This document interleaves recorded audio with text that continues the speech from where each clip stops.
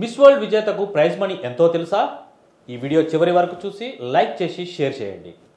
కొన్ని రోజులుగా హైదరాబాద్ వేదికగా సాగుతున్న మిస్ వరల్డ్ పోటీలకు సంబంధించిన గ్రాండ్ ఫినాలే నేడు జరగనుంది. హైదరాబాద్ జరూర్ ఆనా అన్న నినాదంతో పాటు బ్యూటీ విత్ పర్పస్ పేరుతో జరుగుతున్న ఈ పోటీలు ఆఖరి అంకమైన ఫైనల్ రౌండ్కు హైటెక్స్ వేదిక కానుంది.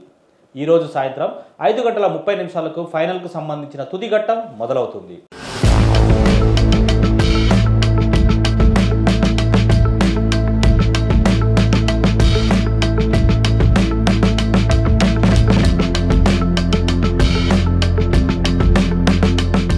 ప్రపంచ సుందరిగా విజేతగా నిలిచిన సుందరాంగికి టైటిల్తో పాటు మన రూపాయల్లో చెప్పాలంటే 8.5 కోట్ల భారీ నగదుతో పాటు 1770 వజ్రాలతో కూడిన శ్వేత పసిడి కిరీటం దక్కనుంది.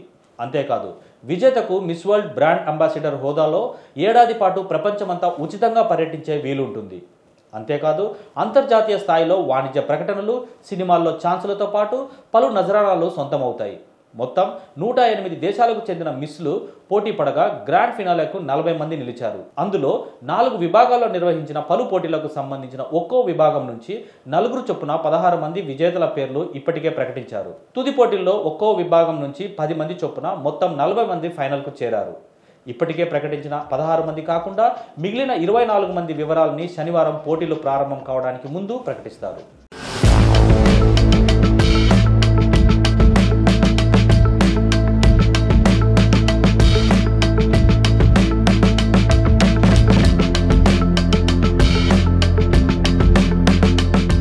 ఫ్యాషన్ షో, ఇతర షోల్లో ప్రదర్శించిన ప్రతిభ ఆధారంగా మొత్తం 40 మందిలో 20 మందిని 4 విభాగాల్లో ఒక్కో విభాగం నుంచి 5 చొప్పున తుది రౌండ్కు ఎంపిక చేస్తారు.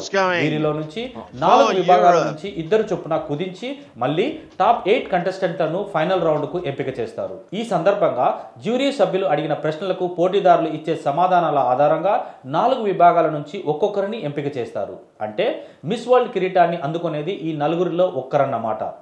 వీరిలో ఒకరిని మిస్ వరల్డ్గా, మిగిలిన 3 రన్నరప్లుగా ప్రకటిస్తారు.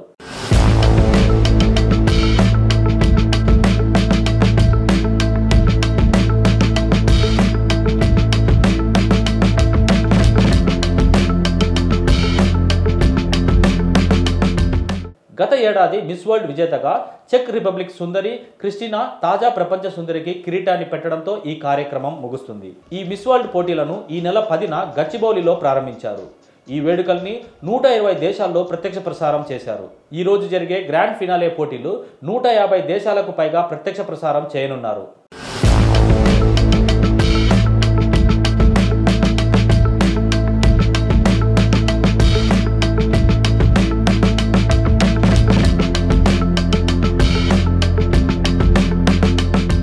ఈ పోటీల్ని ఓటీటీ ప్లాట్ఫామ్లో చూడాలనుకుంటే సోనీ లివ్ ద్వారా చూడొచ్చు. ఫైనల్ పోటీల్ని చూసేందుకు హైటెక్స్లో 4000 మందికి సరిపడేలా ఏర్పాట్లు చేశారు. ఈ పోటీలకు ముఖ్యమంత్రి, మంత్రుల కుటుంబ సభ్యులతో పాటు ఎంపీలు, ఎమ్మెల్యేలు, ఇతర ప్రజాప్రతినిధులు, పారిశ్రామికవేత్తలు, సినీ ప్రముఖులకు ప్రత్యేక ఆహ్వానాలు అందాయి.